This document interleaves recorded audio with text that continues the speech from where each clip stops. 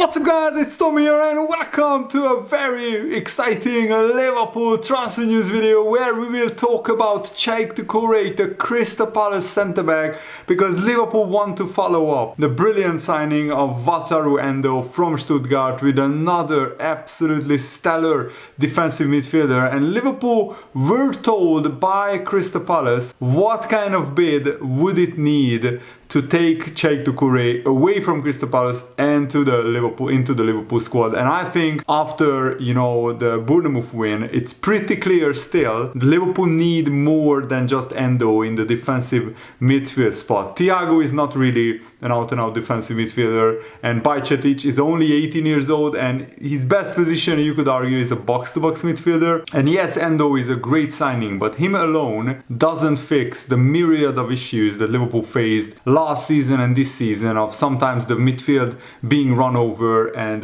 Liverpool conceded too many chances last season, and it was only Alisson who sometimes saved us from conceding 4 or 5 goals. And English media reports are saying that Liverpool are very keen to follow up the Wataru Endo signing with another midfielder, and Doucouré could be that midfielder, because Crystal Palace said that they would consider selling Doucouré for £70 million. According to a well-placed source, Crystal Palace are set to ask for bids of £70 million before, entertaining parting with Doucouré. Liverpool have already failed with big moves for Moises Caicedo, who is on the bench for Chelsea when they play West Ham, as you are watching this game, and Romeo Lavia didn't even make the squad for the Chelsea game, which is really weird. And £70 million is a lot of money for Doucouré, but I think he would be well worth the price, because Doucouré could be the difference between Liverpool just challenging for the top 4 place and Liverpool challenging for the title. Man City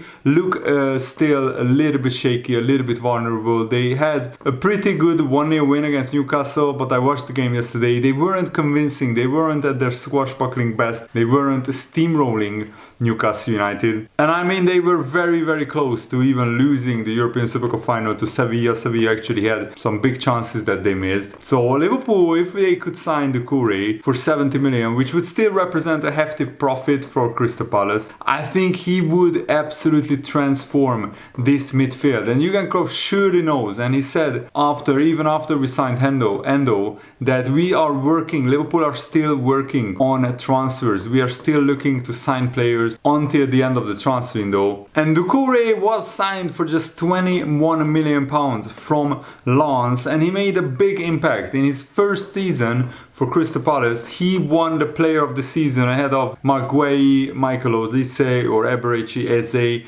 and those are really, really impressive players who had really good seasons at Crystal Palace. So Doucouré winning the player of the season award is very impressive, and he also earns a reported modest wage of £60,000 per week. In terms of the Anfield wage structure, even if he doubles his wages, he would be a mid-tier wage earner at Liverpool. And Liverpool still only have a net spend of 75 to 80 million, so we could easily spend another 70 million pounds and be fine with the financial fair play and everything else, because Liverpool earning one of the biggest revenues in world football, they could easily afford, of course, spending big on Doucouré. I mean, we bid 111 million for Moises Caicedo. We only spent 15 million or 60 million of that on Endo, so we still have around 95 million pounds to spend. And the seasoned journalist recently shared his insights on Doucouré. His name is Sami Mogbo, and he said, upon digging deeper into the Doucouré situation at Crystal Palace, I was met with silence and an air of secrecy. So he couldn't really gather any information, which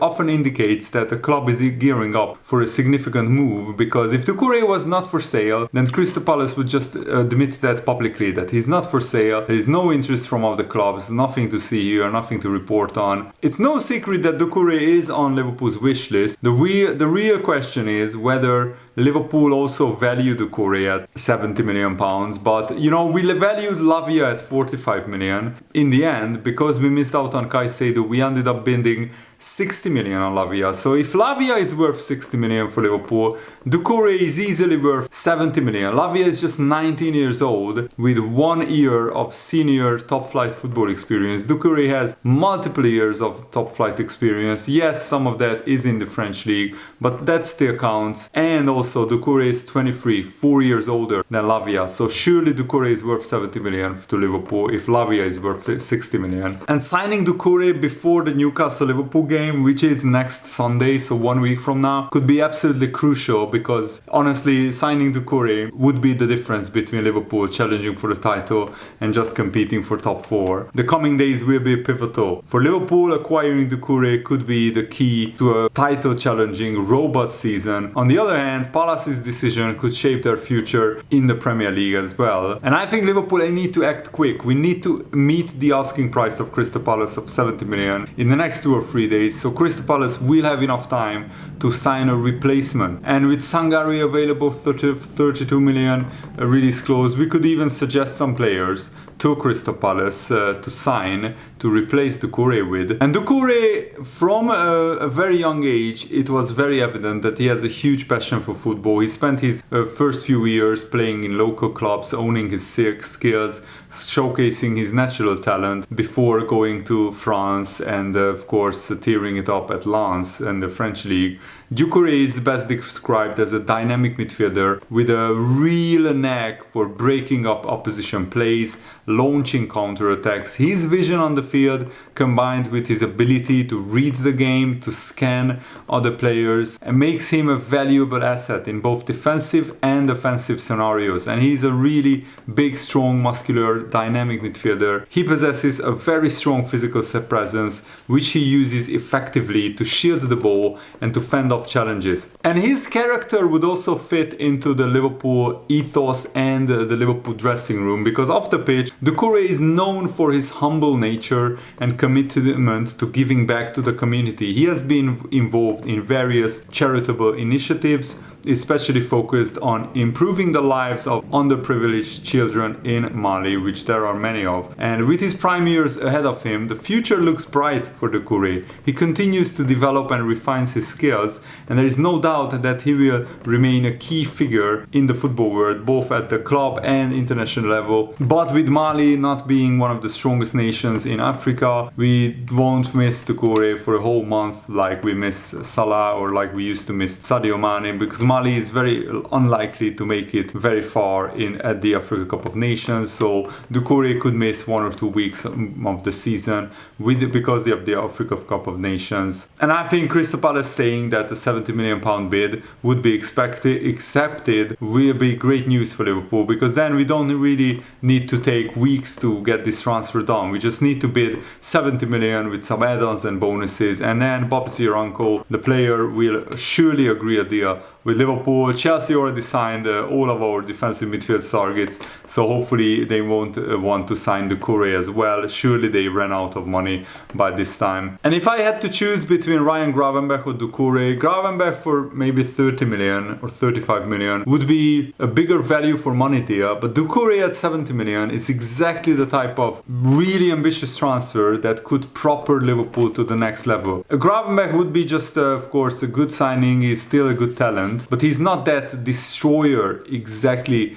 the type of midfielder that Liverpool need. He's more of a box-to-box all-round player that would need to be molded. And Liverpool still have, I think, 95 million pounds sitting in their bank account, so I think we should go for Doucouré and maybe a young underrated centre back who could be available for 20 to 30 million pounds, and that way Liverpool would absolutely achieve the perfect transfer window. And Doucouré is the type of player that Liverpool badly were missing last season. He's a ball winner. He thrives in one-on-one duels. He's capable of winning the ball back in the middle of the park and in his own half as well, to to provide much needed protection in front of the back four, and he can also distribute the ball. His passing range is pretty good, and he has impeccable mentality, and he's the right character because, as I said, he's humble, he gives it to charities, and I think he would be an absolutely fantastic signing for Liverpool, even for 70 million. And I think he would pretty much guarantee Liverpool a top 4 place, which more than makes up for his big transfer fee. And of course, Crystal Palace don't want to lose too many of their stars. So after losing Wilfried Zaha, I was really worried that if Crystal Palace lose Olise to Chelsea as well, then they surely won't sell Doucouré. But Olise decided to sign a new 4-year contract at Crystal Palace, so they only lost Zaha as their big starting 11 player. He went on a free transfer to, I think, Galatasaray. So now, if we sign Doucouré, Crystal Palace can sign 1 or 2 replacements and maybe even improve their squad and make it even better and bigger. And congratulations to Mo Salah, who is now outright top 5 into Liverpool's all-time top 5 goal-scoring players, which is absolutely amazing. Mo Salah is 5th, 187 goals in just 6 seasons, one ahead of Steven Gerrard, ahead of Robbie Fowler, Kenny Dalglish, Michael Owen. Only Billy Liddell, Hodgson, Roger Hunt, and of course Ian Rush is ahead of Salah. I mean, Billy Liddell is ahead of him by 41 goals, so I don't think he's catching Billy Liddell this season, but I hope I'm wrong. Salah started the season on fire, so let's see how he continues. And I love the interview that Dominic Szoboszlai gave after the Bournemouth game. He said that we had a really good reaction after going 1-0 down very early on, and also after the red card. We scored immediately after the red card, and also we never gave up. We kept going, and we knew that there is still like more than 90 minutes to play after going 1-0 down after just 3 minutes. We are getting to know each other still, closer and closer, and with time it will be even better and better. It was important that Liverpool don't panic after going 1-0 down, and we took the 3 points. And Jurgen Klopp put Dominic Szoboszlai a little bit further behind after, of course, losing McAllister, and it was a very sensible move, and Dominic Szoboszlai commented on this. This is my job. I do everything for the team. I do everything for them and for myself. If somebody is in a better position, I play them the ball. If not, I can also shoot. I have to shoot even more. I'm just enjoying playing in this team. And it's my first goal in a Liverpool shirt. It's going to come with time, for sure. But for me, the most important thing is that the team wins. It doesn't matter who scores the goals. Everybody had in their head, we have to fight now for McAllister and also for everybody, because if one of us is not running, then we are not 9, we are 8 players. We had to do it for each other, for the fans, for us, for myself, everybody for themselves to have the 3 points. It was really nice playing at Anfield. I was waiting for this since I signed. Finally the time came. Hopefully I can run 1,000 times more out there and play for these fans. I think it's really important to get the first win. Against Chelsea we had a good start and we were a little bit down, but we take the 1 point from Stamford Bridge. To get the 3 points at home, it's really important. And that is an absolutely brilliant interview by Dominic Szoboszlai. And Jurgen Klopp was also very impressed by Szoboszlai. He was the first player that he went to and hugged after our victory.